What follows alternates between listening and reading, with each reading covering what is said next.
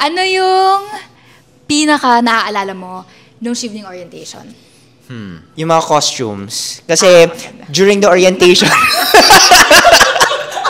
kasi the evening orientation, di ba, is composed of different scholars from all around the country, and everyone wanted to showcase their culture. So, di ba, we the Filipinos wore barong, or di ba, something related to our culture.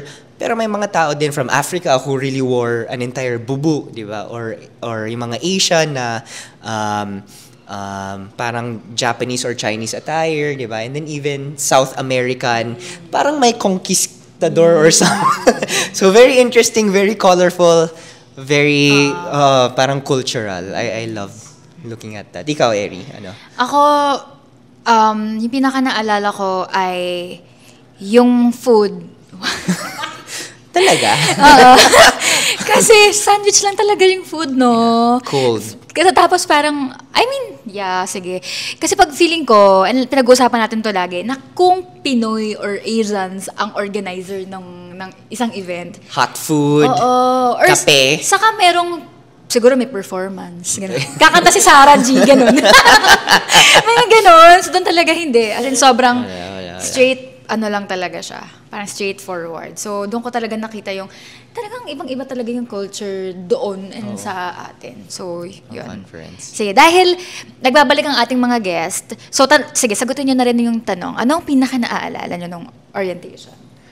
Ako, yung pinaka-naalala ko, yung sobrang ingay natin sa bus at saka doon sa train.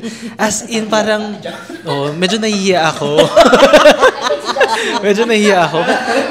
Pero ang saya rin niya, no, in a way, kasi first time natin magkita-kita noon as a group ulit, no, na nasa London na tayo. So, I think excited lang din yung mga tao. Pero ang lakas talaga ng boses natin noon. Papunta at saka pauwi.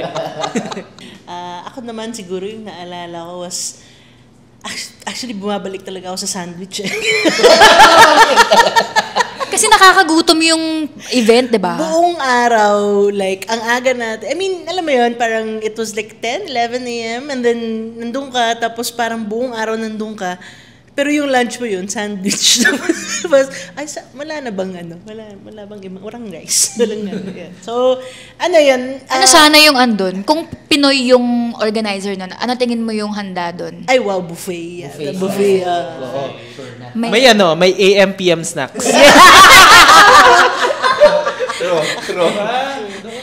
Meron sigurong pansit, no? Pero, Ensaymada. Ensaymada. Pero nakita ko rin, appreciate ko naman na, siguro baka ganito talaga sila. Like, very, all business. No? Yeah. So, food is just a component of this day. It's not the thing. So, okay, sige.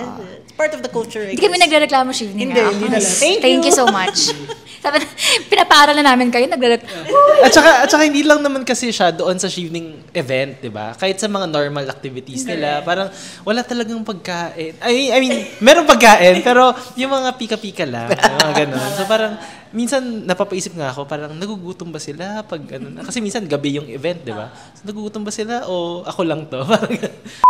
Anyways. I'm Eri. And I'm Nathan. And this is What's Next? May Zina. Yan, tama, ganyan. Okay, and our guest, pakilala naman po sila. RJ, hello. Zara, again. And this is history. Okay, so what are we doing today, Eri? Sige. So, pinag-usapan namin yung evening orientation. So, syempre, alam niyo naman na scholars kami ng evening, which is given to us by the UK government. So, nag-aral kami doon for a year ng masters. So, yung orientation, isa siyang event na basically i-orient kami kung parang i-welcome kami sa UK, ganon. Tapos meron lang siyang talk. So, ito ngayon, manonood tayo ng video kung ano ba yung mga nangyari. Hindi kung ano yung diniscuss doon kasi may talk, may dalawang speakers, I think. Or ano. Pero ito yung mga yung nangyari sa amin, ang ginawa namin before kami pumunta doon sa event. Chicken Joy. Sumama ka. Wow! I want to be excluded from this. Wow, Sobrang patriotic, may Philippine flag pa. Na-call out ka dahil sa Jollibee? Ay, oo! Na-call out ako dati sa Jollibee kasi parang sabi ko kasi, parang dapat yung mga noontime shows, hindi sila nagpo-promote ng mga fast food. Tapos yun, na-call out ako. Tapos parang hinalukay talaga nila yung mga hinalukay nila yung mga post ko na kumakain ako ng Jollibee noong 2008, mga ganyan. Oo. Wow. So sabi na hypocrite daw ako kasi nag-post ako about Jollibee before. Una sa lahat, bakit ka nag-post na kumakain ka sa Jollibee?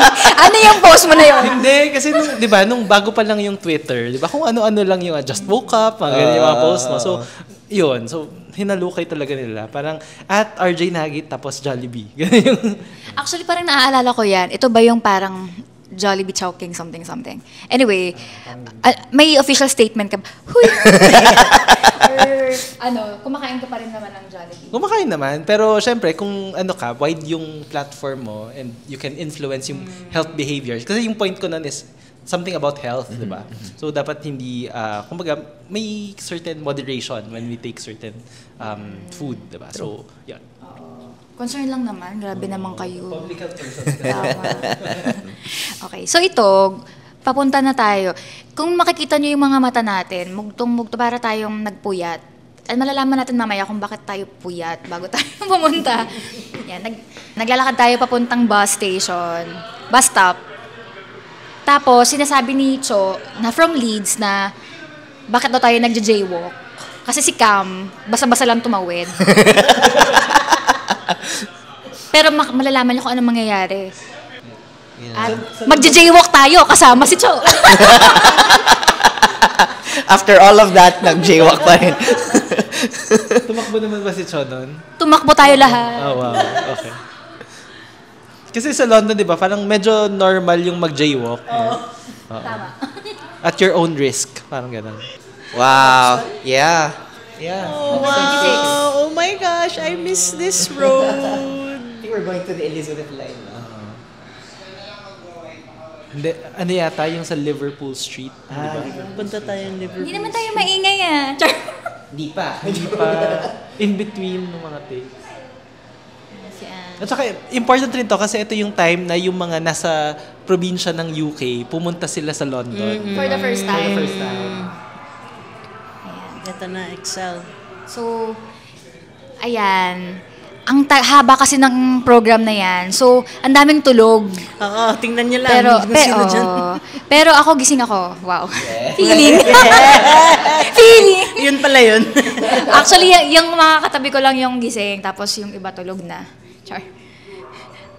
Nakakamiss yung accent. Makarinig ng ganyang accent, no? Parang ang talino mo, no? Parang ang talino na nagsasalita. Kahit nakikinig ka lang, parang tumatalino ka lang. Wow! Wow! Wow! Ang ganda. I think gusto namin mag-picture sa stage pero bawal. So, dyan na lang kami nag-picture sa may... Si Rashi. Hi, Rashi! Saka si Rosel. Oo. Hi. Sobrang active ni Rashi dyan kasi tumutulong nga siya doon sa mga efforts to support yung Palestine. Kompleto ba tayo, like, sa orientation? Kompleto tayo, pero never tayong nagka-complete picture. Kasi oo. may umaalis na agad. Like, for example, si Rashi, she was joining the parang mga protest. Ako parang sumali nga rin ako nun eh. Ay. Yan sa si Rosel, kaya kami magkakatabi. Ayan. O diba, hindi ko na maalalang nilagay ko yan dyan. Uy! Yung Shifting shifting flag. banner. Ito na yung mga maingay. Hindi, yan yung kasi, parang ang hirap makita. Tapos lost true. yung mga tao. So parang Pang tour guide. ako dyan. Oh my God. Rare sighting. Si Firth, nung nakita ko lang sa school, nung graduation. So at this point, 2 months na tayong walang Jollibee. Layo na nilakad pa natin papuntang Jollibee. Parang mga 20-minute walk. Yeah, if I remember correctly. Oh my God. Si Just pala yung pinakamaingay. Wow. Ay, kasama ako dun. Parang hindi na ako nagulat. Arte? Ano ba yan? Pwede ka naman skip. Napaka-arte. London Eye. Ganda. Dito pa tayo kumanta? Oo. Yes. Galing. That's why pala, Nasa tama. ABS-CBN station ID for Christmas. Pala yun. Oo, we videoed it, tapos yun yung background, si London Eye. Tama, yan yun. Ito ba yun? This was the time. We did it twice, di ba? Oo. One near the Big Ben, tapos Tama. yung isa dito. Oo. Di ba So, ang dilim? so nag-shoot kami dyan. Parang Kasi ako tayo yung pa- videographer. Akala ko, makikiisa lang ako na ganun. Biglang, ikaw mag-direct. Parang ako pa. Pinakausapan kasi tayo noon na mag-shoot nga, tapos isasubmit natin sa ABS-CBN. Yes, diba? yes. Tapos tayo pa yung na-feature kesa dun sa mga nakatira talaga na sa YouTube. Pero mga 1 second lang. Oo, sobrang, ganun lang talaga eh.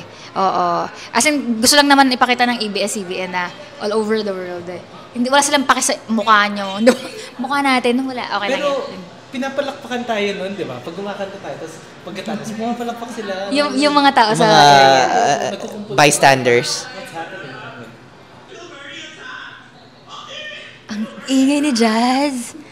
Ingay pala ni Jazz, no? Ang lakas ng boses niya.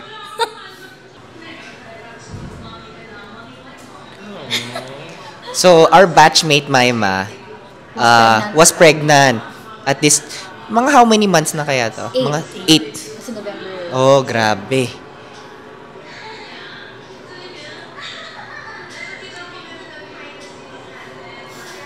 And then si Aubrey. Diba? Yan dapat yung mga sinasamahan ko kasi mga lady, ganyan. Lady-like, kaya dyan ako lagi. Kaysa kay Jazz, ang ingay ni Jazz. Si tour guide Jazz. Kaya tayo sobrang puyat niyan is kasi birthday ko. The night before. Happy birthday. Kaya naglilinis, oh. Nag-ano siya, pahid siya ng oil ata. Oil. Ayun, at that time, finance bro pa ako. And then they made fun of me in SOAS. Oo, kasi parang hindi pa natin alam yung finance bro that time. Hindi, kasi sa school ko, parang they're very particular about, development and activism. Eh ako, medyo finance bro. Ito yung night before Ito ang Night dami before ang the dami- orientation. Yes, ang dami ang energy ng mga tao. Kaya nung orientation walang energy. Tapos yan yung nagbibigayan ng stickers para idikit doon sa Si Rod, guitar nila. Rod bought a guitar and he wanted to get all of the stickers from the schools of the batchmates. Happy birthday. Happy birthday. Uy, ano yun? Ay, talaga? Ay, may dalang pizza. Our other lawyer. Yes. Oy, si RJ. Sorry. Nandyan ako, Wala kang ano niyan, volunteer. Our other lawyer. And now, si CG nagluloyan ngayon. Ano yung sepia? Oo nga. Kasi ibang camera. May pa-action pa. Nakakahiya. Sobrang Happy awkward pala pag birthday. kinakantahan ka talaga ng happy birthday. Hindi mo alam kung sa katitingin, kung papalakpak ka ba o hindi. Si Daddy Josh. Nakakahiya. Make a wish. Oo, sabi ni Aubrey yata, make a wish. Parang ako, anong wish ko? Oh my gosh. Basta natin yung lahat sa'yo. Oh! Tumahimik lahat. Can you stop? Yay! Tapos may hey, bakit? Di ba may pa-speech pa siya? Sabi ko, kahit alam ko naman pumunta lang kayo para bukas. Sabi ko, kahit tumawa lahat.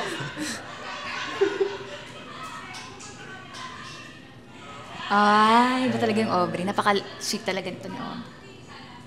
Saka sobrang lamig na kasi niyan. So kahit na nandun sila sa London, choice pa rin nilang hindi lumabas kasi nga malamig. Pero they were, kaiyak! Sorry. Ang daming pagkain, no? Very Filipino. Rice and pizza. Yes. Bakit adobo yung dinala namin for a birthday? Ikaw lang ang makakasagot niyan. Oo nga. Ikaw lang ang makakasagot niyan. Baka hindi ako yung nagluto. May kambal. Si CG. Miss ko na si CG. Yung hiker. Galing pang Everest. Hiker. Hiker, Cho. May clover chips. Mga rare yan sa London. Oo. Ito pa. So ito yung set up for... Ito pala yung, kaya sobrang napuyat tayo kasi may ganito pa. After birthday ko, may ganito pa tayo with Jazz. Naalala niyo ba? Yes. Okay. Parang lasing si Jazz. Hindi ko alam kung i-include ko to, Pa-check ko siguro kay Jazz kasi lasing, medyo nakainom siya. May mas makalat naman tayong situation. Medyo tame pa to. Alam mo, ang reflection ko dito, kasi hindi ko na maalala na ganun pala ako, medyo nakaka-emotional pala kapag nandun sa ibang bansa. Parang hindi naman ako ganyan as a person. Huy! Ang dami namang ni ate, diba? Parang pag nasa ibang bansa ka, siguro extra lang yung emotions. Kasi, I don't know, malayo ka sa pamilya mo. I think parang napag-usapan natin to. Hindi ko lang kung saan. Pero parang pag nasa ibang bansa kasi, parang hindi ka ganun ka-busy, hindi ka ganun ka-distracted. Parang walang mga urgent concerns. So, merong time talaga to reflect, to journal, di ba? To think about your feelings. Pero dito kasi sa Pilipinas, hustle ka all the time. So, yun. So, I think yun yung na-appreciate ko din sa UK, na may time ka to breathe and reflect. Yung, kasi usually pag birthday ko, hindi ko talaga siya sineselebrate ng as a star ng Pasko naman ako doon, di ba? Parang, usually, 3 kaming magkakaibigan, tapos sabay-sabay kami nag-celebrate ng birthday para mas matipid, practical, tapos isahan lang, parang it's not really a big deal. Pero dito, parang potluck siya, tapos parang nahiya nga ako kasi parang star ng Pasko. Pero anyway, yun lang. Kaya na-realize ko lang na siguro nga may extra emotions din kapag nasa ibang bansa ka. Kasi since bago yung environment mo and bago din yung mga taong kasama mo. So, everything's new din. So, this is really a good memory for me. So, how does it feel? So, what did you do last year for your birthday? Last year, I nasa think, UK ka pa. nasa UK pa tayo, di ba? Tapos, graduation ko. So, I think, ang naghanda ay si Maima, saka si Ben. Yes. Grabe talaga sila. Parang ako kasi, hindi talaga ako masyadong nagpaplano nga for my birthday. Or, yun nga, kung may travel, go. Or with my 2 beshi. Yun. On the day of your birthday, nagluto si Nathan. At saka Oo. Walang video. Dapat isasama ko dyan kasi sobrang haba niya pala. So, parang separate video shots. Parang syempre, as a star ng Pasko na naman ako. So, Pero sweet yun, di ba? Sobra. Ang aga niyong gumising. Yun? Hindi ako gumising, by the way. Bumili ako ng cupcake. Pero maganda yan kasi 'di ba parang ito sa birthday breakfast. Tapos tayong 4 sa flat. Tapos there was bacon. And then we had fried rice. And then si Cam prepared the rice. Sarap. And it was nice kasi we got to celebrate Airy. So, mag-birthday na naman ako. Parang feeling ko twice ako nag-birthday pala sa London. So, parang ang tanda ko pala. Tumanda pala ako doon twice. Well, anyway, aside from my birthday, so yung evening orientation ulit. Babalik ulit sa evening orientation. And siguro isa pang yan kasi yung first time na magkakasama tayong lahat. Halos lahat. I mean, siguro may 2 or 3 batchmates tayo na hindi kasama dyan. But I think na-solidify din yung closeness ng batch natin nung nagsama-sama na tayo together dyan sa event na yan. Kasi parang wow, syempre andun tayo lahat for the orientation. Tapos pumunta pa lahat talaga, nag-effort pumunta sa flat natin. Yeah. And malamig yun hindi yun biro, malamig siya, mag-e-effort ka, magdadala kayo ng pagkain. So, parang doon ko talaga game lahat. And mabait lahat ng Shivner. And going back to last episode, di ba, when we said we hosted people. So, buti na lang, may 2 flat sa area. So, flat 544 and flat 48. And we, I think, took 4 each, no? Parang yun. Pero I think mas marami sa inyo. Baka 5.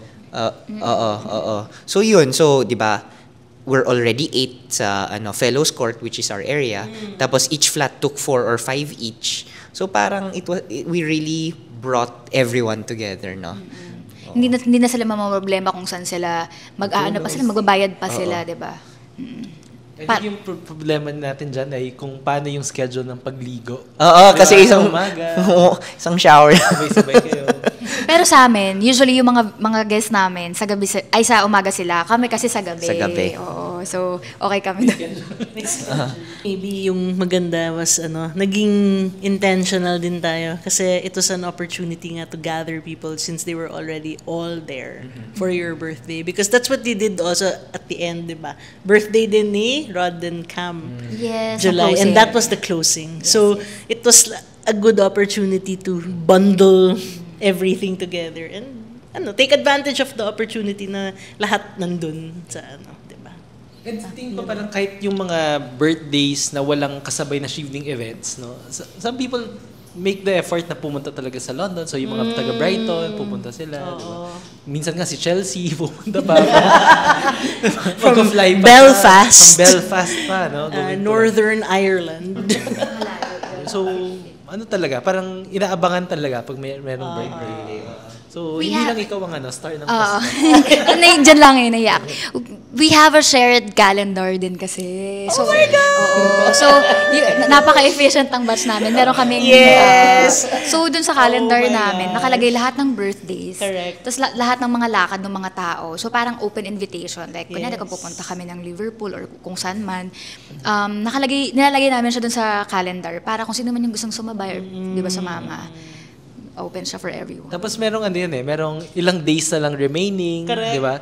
Doon sa first, parang may dashboard siya sa Correct, may simula dashboard. na X number of days remaining. Tapos merong isang tab doon na ito yung days, tapos parang ikaw na magpasok kung may gusto ka or may gusto kang invite. gawin. So, yun.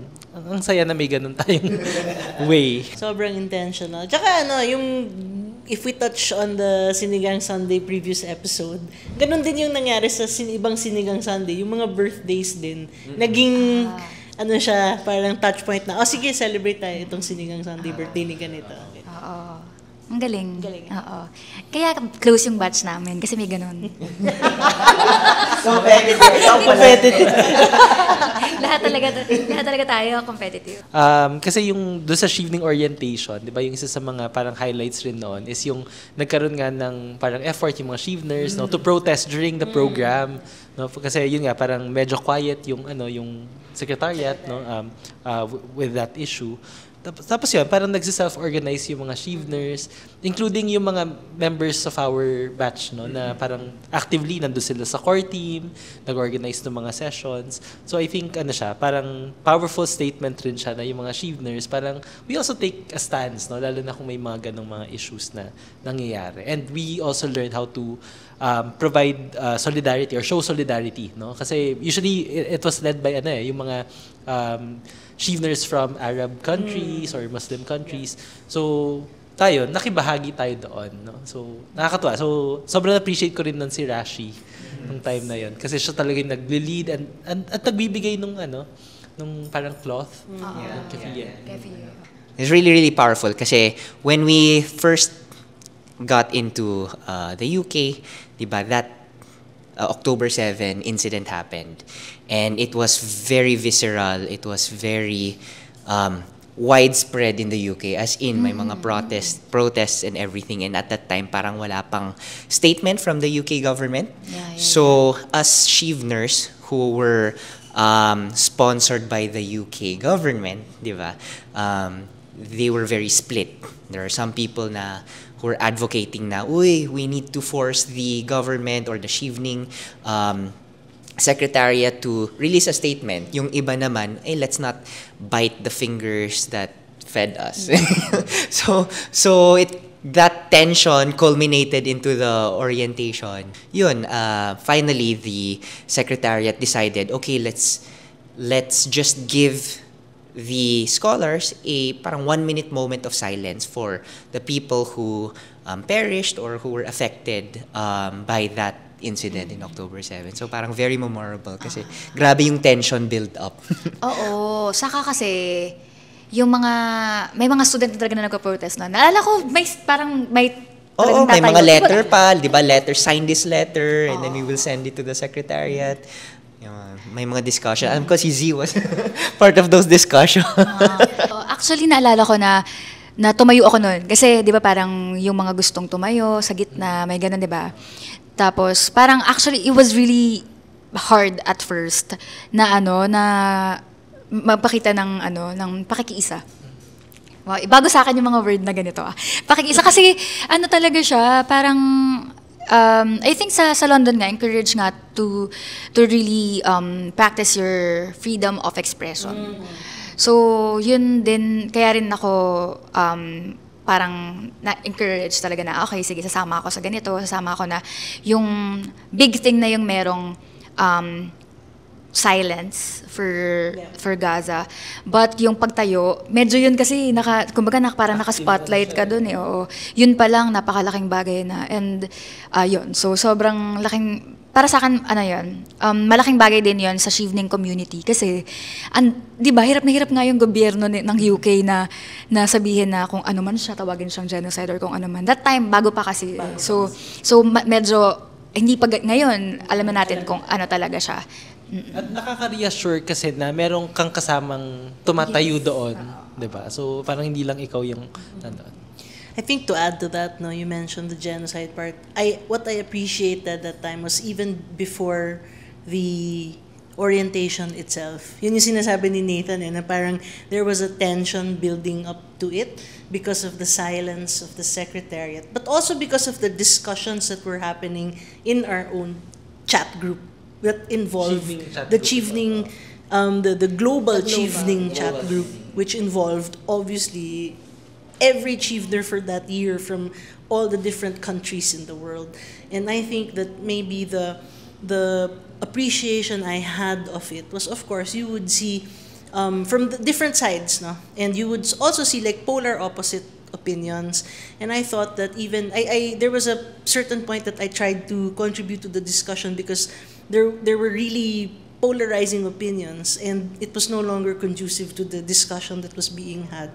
And I realized that even as I thought to contribute something that was temperate in words, and I realized that of course emotions were flaring, and I got I was even words like I was intellectualizing pain. Those words were said.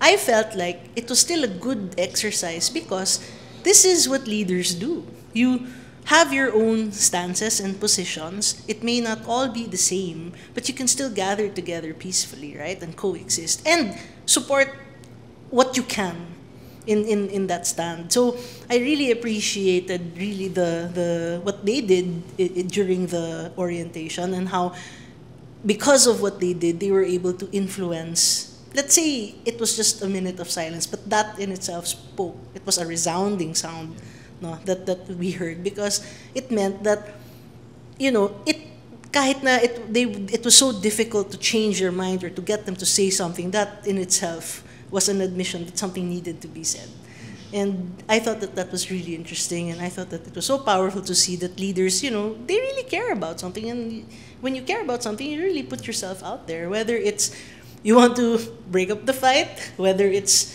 pushing for, people to care more, whether it's trying to explain the other side of it.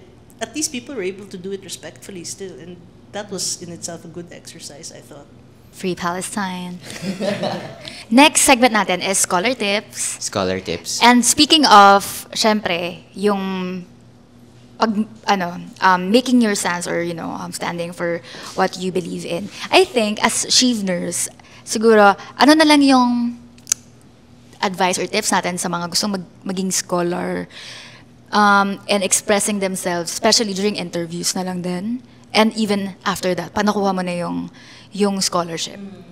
Paano yun? Especially kung meron kang gano'n na parang you strongly believe in something. And maybe for you or for other people, parang it's kind of hard to express it and fight for it. So, paano yun? Yeah. Parang dun sa Chevening interview pa lang kasi parang kailangan meron kang ina-advocate for something, di ba? Na may yun rin kasi yung magdi-differentiate sa'yo dun sa iba pang mga applicants, no? Pero at the same time, parang hindi kasi pwedeng sinabi mo lang yung advocacy tapos yun na yun, di ba? So, kailangan may parang follow-through siya, may concrete actions kang ginagawa, and you recognize kung paano siya nakalink dun sa iba't ibang issue, no? So, for example, yung sa Palestine, di ba? Medyo malayo siya sa ginagawa ko as a health person, di ba? Pero meron talagang deliberate way for me to look at paano siya nako-connect. So I think yun yung constant process of you reflecting and mapping the intersection. Maybe for me naman, I think that because we're receiving for example, for us, we're receiving scholars, we receive the scholarship from the UK government. Sometimes some people may feel that, you don't bite the hand that feeds you. But at the same time, I think it's important to remember that you need to maintain your independence. That's the reason why you got the scholarship to begin with.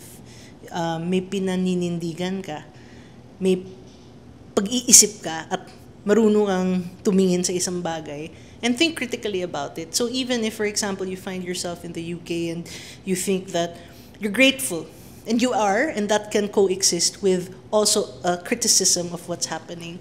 And I think maybe just an example of that tension, perhaps in my experience, was being there and being able to see all of these things. But even in shipping, for example, I learned so much, but the history of shipping goes back to the slave trade. And how does that coexist with being, for example, insurers of vessels now who trace their roots back to insuring slaves before? But these things are real. It's a messy world. And as much as we would like things to not have happened, they happened.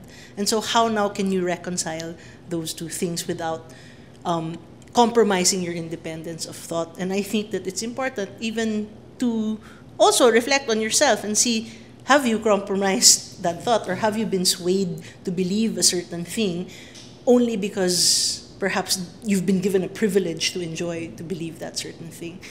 So that was a constant process that I think I needed to look into while I was there, because I saw a lot of things, and coming from the Philippines and knowing what it's like to be colonized, to know the difficulties we've faced, and then to see the other side of it and to see the spoils of that on display. There was a lot of things going on in my mind. So independence of thought, and also just knowing that the tension can exist. Mm-hmm. The tension can exist. It doesn't necessarily mean you're ungrateful for the experience. No, you are. But also you're there for a reason. They got you because you can think. Yes. Siguro yung nakatulong rin sa akin is to recognize na yung mga institutions na to, whether yung Shivning Secretariat, no, or dun sa experience ko rin sa Labor Party, kasi naka-attend rin ako ng mga Labor Party conferences, na they're also composed of people or groups doon sa institution na yan na posibleng iba-iba rin yung kanilang paniniwala, iba-iba yung persuasions nila. So, may mga nakita rin ako within the Shivning Secretariat na supportive sila dun sa ginagawa ng mga nagsusupport for Palestine. No? Tapos, in the Labor Party naman, may mga people who are more progressive, some naman parang very political in a way na medyo conservative in a way compared to others. So, parang pag naintindihan natin na yung mga, like yung sinasabi ni Zara kanina, na understanding yung complexity nung tensions na yan within institutions, I think mas leveled off yung understanding mo at mas magiging rational siguro yung approach mo. So, yeah. On that note, siguro sabihin na okay, parang rin, walang masama sa pag-debate or argument, yung healthy argument. Yun din siguro yung nakita ko sa Shivning, at least for our batch, Filipino Shivners, na parang we can disagree about something and we can talk about it with May naalala ako. May diplomasya. Ano yan? Kami ni Eri over over our table. Tapos it was the Palestine. Yeah. Parang kumakain ako ng tinapa. Kumakain ako ng tinapa, parang si Z. Meron. Smoke, bangus doon sa ano. Oo, yeah. That was like, bago-bago pa, no? And, yeah. Yeah, but that time kasi parang parang siguro that time parang gusto ko lang kumain ng tinapa Zio. Parang ganun yung emotion ko that time. But I think, nung umpisa talaga, it was really hard to talk about it. Especially ako, meron akong classmate na marami, syempre nga sa London, di ba? Maraming mga Arabs, Palestinians, and of course, Israeli. So parang medyo mahirap din siya even in our class to talk about it. Of course, dito sa Pinas, parang medyo di natin siya siguro, di natin siya nararamdaman or ano, pero... But that's very real. It's very real. Kasi may mga classmates who have relatives there, even if it's not in Palestine itself, but the surrounding countries, Lebanon, Syria, di ba? And their families are affected kasi minsan yung mga missiles, di ba, would hit like areas na 10 kilometers, 20 kilometers away from, di ba, some of the relatives. So it was very, very real there for a lot of people. It was really hard. It was really interesting times. But anyways, going back to the question na scholar tips, right? Sige. As Z and RJ mentioned na you should know your advocacy and you should be able to show not just that you are doing it but concrete action. How are you going to promote that advocacy or deal with that advocacy, or maybe there are gaps in that advocacy or gaps like in the area dealing with a certain issue or a certain problem, diba? And you should be able to show that well and realistic. Kasi may mga applicants during the interview stage who will just, speak about the rainbows and all of these highfalutin things na parang sobrang unrealistic naman yung mga goals mo. So, keep it grounded and keep it real, I think. Those are the tips, I think, that work best for you to get this scholarship. Ako kasi, parang if you're really passionate about it and if you're already doing it and you did a lot of research about it, parang parang nakikita na siya sa action. So, there's no way for you to just pretend na yun yung advocacy mo. Diba? Parang so lalabas at lalabas talaga siya. It's also manifesting. Lalabas at lalabas talaga siya. Ang be real lang din talaga sa interview. And even, hindi mo naman kailangan maging sobrang formal or serious sa interview. Minsan gusto nga ng panel nakikita yung personality mo eh. Because they also want to know what do you do on your free time? Paano nakakaambag din yan on your, on your life as a human being? And paano ka nagiging empathetic? Or, I don't know, paano ka nabubuhay sa mundong to considering other people? So, I think, yun lang, be real. I learned something recently. So, there's a difference between bringing your genuine self and your authentic self. And I think yung is you be real but be professional. Yes. Kasi I think it goes back to yung even if we look at yung what you were talking about earlier about the evening orientation and the issue on Palestine, because you can be an advocate but you need to show that you can be a decent advocate, an advocate that can sit at the table and talk through things. Effective advocate, yeah. Ang cool. Yes, ang ganda. Thank you so much. Thank you. Masyadong malaman. Ang bigat din nung walang bigat din naman kasi nung totoong nangyayari. Pero sobrang kailangan pag-usapan. Yes. Yeah. Thank you so much. Thank you so much. Again, nakalimutan na naman natin. This episode is powered by The Creator Space. Thank you so much. Thank you so much. Yay. Till next episode.